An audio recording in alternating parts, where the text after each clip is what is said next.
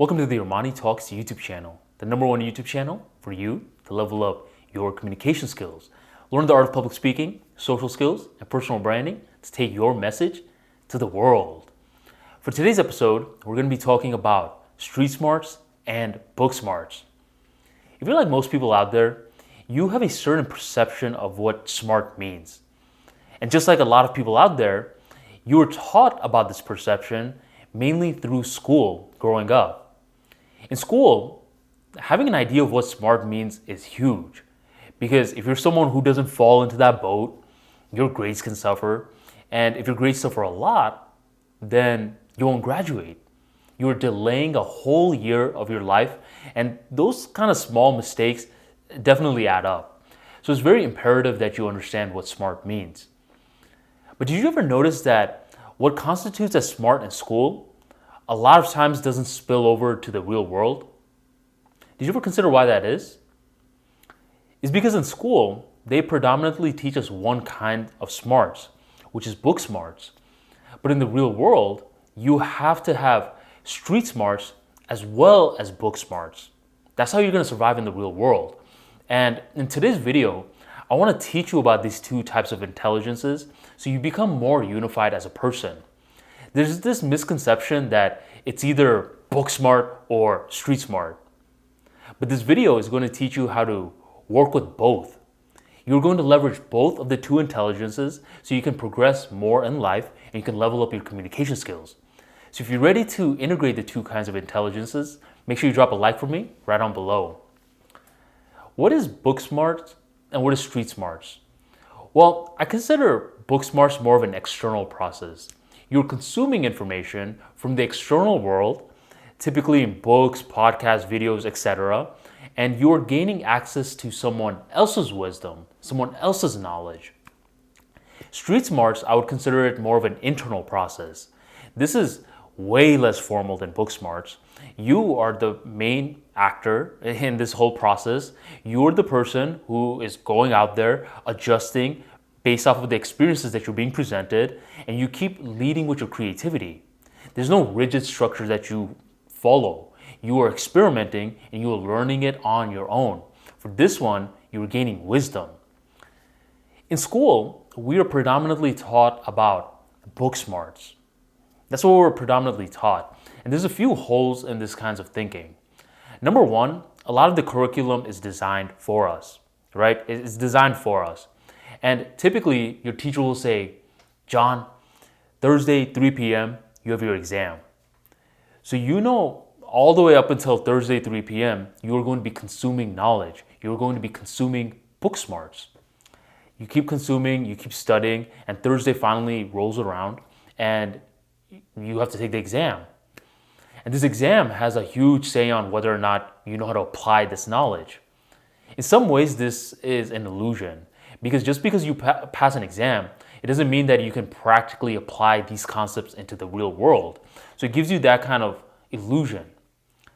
And by the time that you get out into the real world, you'll notice that you've been following this school thinking for so long that it's sort of programmed within you.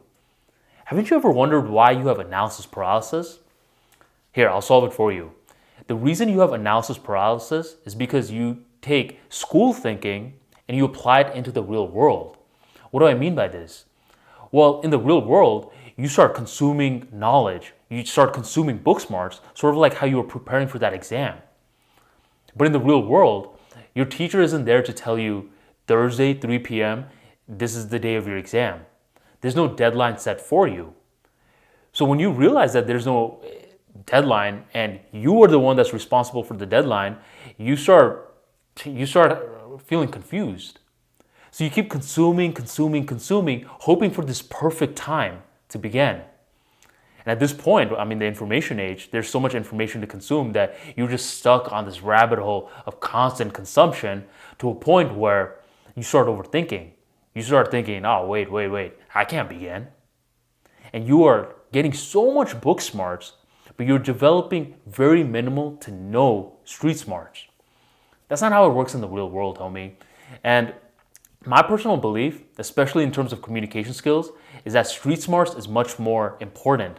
You need to stop being so formal, you need to stop being so rigid, and you need to be okay to experiment. Be okay to lead with your creativity, your gut, your intuition. But that isn't for me to say that book smarts isn't important.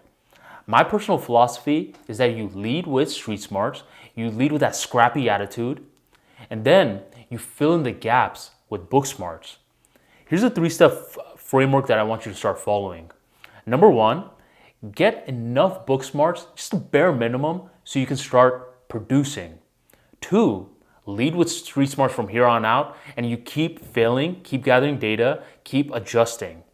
After failing for a long amount of time, you're going to notice certain patterns. And that's when you go back to book smarts for phase number 3, and you consume the right knowledge, so you can go back from 2 to 3, 2 to 3. Street smarts, book smarts, street smarts, book smarts. How does that look in practice? Well, a few years ago, I wanted to learn how to make beef stew. I don't know why. I just want to learn how to make it. So I spent one day going through a bunch of different recipes because apparently there's a lot of different ways to cook beef stew. So I spent the first day doing that.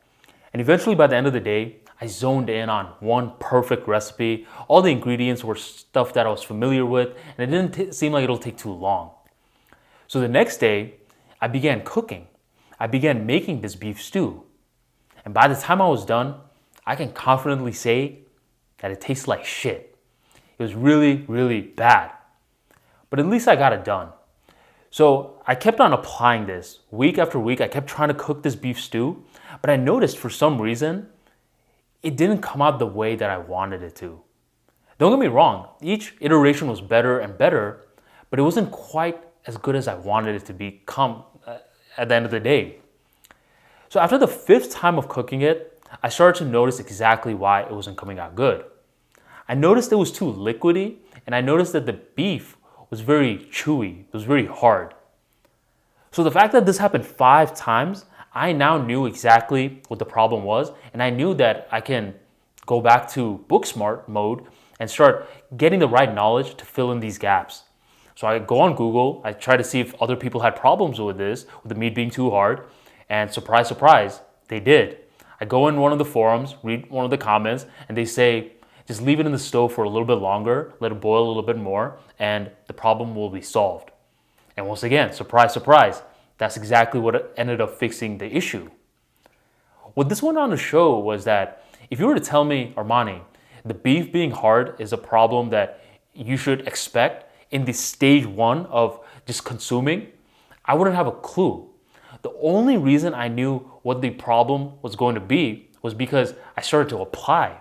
I started to go through all the fluff and see what truly mattered. Then I was able to go back and do the correct amount of research. So in terms of communication skills, if you want to get better, you got to lead with the street smarts. You got to keep on practicing over and over again. You're going to notice that there's certain quirks that you have, and that's when you come back and you start filling in the gaps with the knowledge.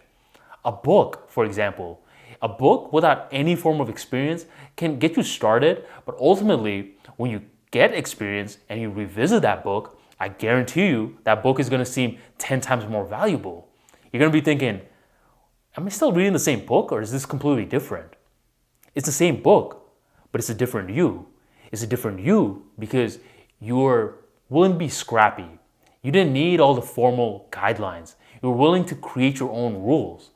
So the ultimate takeaway from this video is to consume just enough to begin, get that potential energy, begin, be street smarts, be scrappy, and apply. Fail with pride.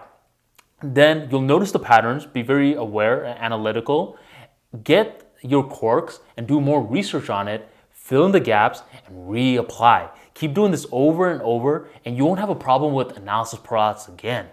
You will now be street smarts and book smarts, and now you are much more unified in terms of intelligence.